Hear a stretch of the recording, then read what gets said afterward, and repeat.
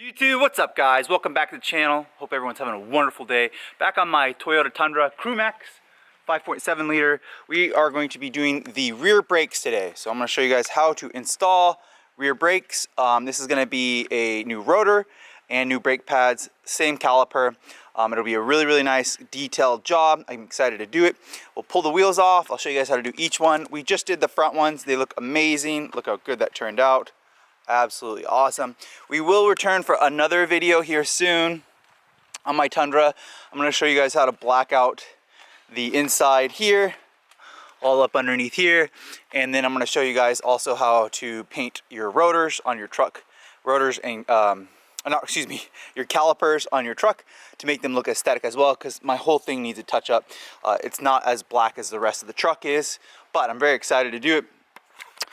Without further ado, let's just jump right into this. First things first, let's loosen up the lug nuts and then put the rear of the truck on stands. Let's do it now. We haven't worked on the rear of the truck for a while. Last thing we did was the lift kit. You guys can see that right there. Definitely, absolutely recommend doing that. We also did the wheel spacers. So I did remove the wheel. Again, this is what we're going to. I don't know how much brake pad is on here. It looks like it's time. So we'll go ahead and pull. First off and foremost, we will pull off the spacer. My spacer has 19 millimeters to hold it on there. This is a 1.5 inch 5x150. Absolutely recommend this. Look at that. It makes the truck so much more aggressive. You have to get that. They're about $130, $140, worth every penny. Handling's even better with them. So let's remove the spacer next. So the rear of the Tundra is not like the front. This is a single piston. See right here, this is just one. Again, you can bleed it here. I'm not going to. I'm going to leave that on there. Before you undo anything, after you get the wheel and the spacer off, you're going to come between the rotor and between the brake. See that right there? And you're going to push the brake towards the vehicle, wiggle, and it'll push that caliper back into its, that piston back into its socket. And then, and it'll actually remove this over too. It'll allow you to then slide both of the new pads in. As you look in here, there's quite a bit of pad left actually on these ones, but they weren't matching, so it's a must do. So let's go ahead and do that. Wiggle that all the way back in, and then once you do that, we can start removing the actual brake caliper. You're gonna want to remove both of these 17 millimeters. Mine look actually, they're in pretty good condition. These are the sliding bolts here, and then it'll come out both like that. They're very nicely, they are like gold color. Sometimes they're not gold color, but they actually are oiled up or greased up and good. Doesn't look like there's any corrosion in there. Now we'll be able to pull off the individual single caliper. You guys see how we pushed that back in there? We did a good job with that. Make sure you do the same here. Set it against the axle. Don't want any hanging with that brake line. Okay, now you guys should be able to see right here. This is actually how the rotor and the brake pad meets up. Look how much pad was left. These are actually in pretty good condition, which is okay. I'm fine with that because I want matching my rotors to match. So that being said, what we're gonna do now is look how it's all set up. You're gonna need to reuse these because my kit didn't come with them because I got a cheaper one.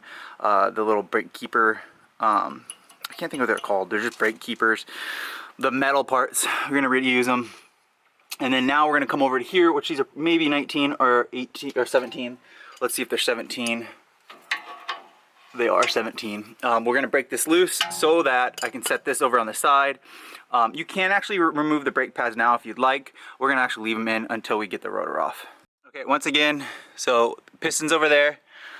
Other part of the actual calipers over here with the brake pads, okay? We're just gonna set that aside. Now, make sure your e-brake is off, and then this should come out. If it's not coming out, you can put a nut here so it doesn't fall off and hurt you. Bang it and it'll come out, you know. If you want to be a champ, just go straight hammer. We're not using these again, so you can just whack it right there. Mine actually was just ready to come off. So I'm gonna set you guys down and remove that rotor. Okay, once you have it off, this is what it looks like. You're gonna wanna scrub this clean. We will scrub that. I did lubricate right here, the e-brake. This is the e-brake, as I guess is what you call it. Make sure this can move freely right here. I'm gonna lubricate it again here, here, and then the little mechanism up here. And then this is to make sure that there's pad here, which you guys can see there's pad. Okay, so let's scrub this clean. We'll lubricate this one more time, and then grab the new rotor, and I'll show you how to install the new rotor. Okay, next thing you want to do is put the rotor on. Make sure you line the rotor up with where that little, the brake, the spinny thing. I'm going to show you guys. Let me pull this off real quick. Actually, I want to show you with where this is, because you're going to want to tighten this, and you can use a screwdriver and you can push it down like that. That'll allow you to tighten it, or push it forward to allow you to loosen it like that. And you're going to want to do that. So make sure that this hole, it sits and it lines this hole, because there's an extra hole, it sits right here and lines with that. It's a big deal. Just like that. Okay, you're going to remove your old brake pads. We're going to discard these, discard those.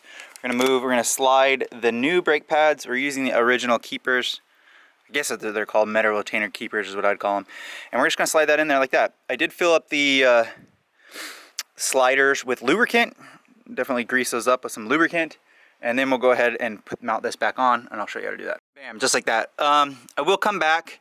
We will paint these, mask this little up right here, and then paint the rest of it, because it's not very aesthetic, but it's on there. I did take a long flathead screwdriver, I have it right here, and come into this hole, and then I flicked it tight so that the brake is on here pretty good, the e-brake, so that the e-brake will work. You should get it where it still slightly moves, but it's not moving freely. And then when you push the e-brake in the car, it will grab the rotor and hold it there. Sometimes you gotta actually do it a little bit tighter. You might have to come back here. Then this will be slightly loose because the piston's pushed all the way back. That's okay. 17 millimeter, 17 millimeter, 17 millimeter, 17 millimeter. Took them down. I think these are 46, and I think these back ones are 46, and I think these are 27. Now we're good. Okay, let's go ahead and grab the wheel, and we're done with this side. Bam, just like that, one done. Pretty easy. This is easier than the front. It's less work than the front. I like that you don't have to use that little caliper tool. This is probably just going to get a 2-star as well. Labor intensive, yes, but not as labor intensive as the front. Obviously you've seen by mine, the rears go out quicker, or excuse me, a lot slower than the fronts. Again, there's a big V8 in the front and the bed's empty. It makes sense. We will come back and we will paint the caliper to make it look good. We're gonna go with a gloss black and make it look really aesthetic. The Trd Pro Wheels, you have to get these. I know they're like $2,000 or $3,000, but they are an amazing setup. They look so good. I mean, they're actually BBS forged with the TRD center caps. They're Pro Wheels. They're amazing. I absolutely love them. I think that makes the truck look a lot more modern. Now we have the cross shield slotted on the rear. One done. I'm gonna go ahead and start the other side. Again, I did use the axle for the lift point. So I want you to comment down below, is that okay to do that? I think it's fine. I used it before and I have a little cushion thing there.